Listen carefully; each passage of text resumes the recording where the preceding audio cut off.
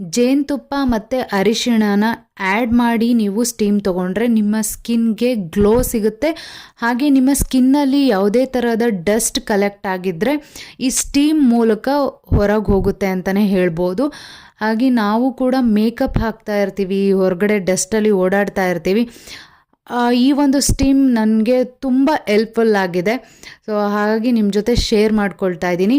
ಈ ಥರ ಕುದಿ ಬಂದ ಮೇಲೆ ನೀವು ಅದನ್ನು ಕ್ಲೋಸ್ ಮಾಡಿ ಇಡಬೇಕಾಗುತ್ತೆ.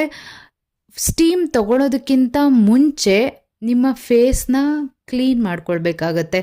ಸೊ ನೀವು ಫೇಸ್ ವಾಶ್ ಆದರೂ ಮಾಡ್ಬೋದು, ಅಥವಾ ಈ ಥರ ವೆಟ್ ಟಿಶ್ಯೂ ಅಲ್ಲಿ ನಿಮ್ಮ ಫೇಸ್ನ ಕ್ಲೀನ್ ಮಾಡಿಕೊಂಡ್ರೂ ನಡೆಯುತ್ತೆ.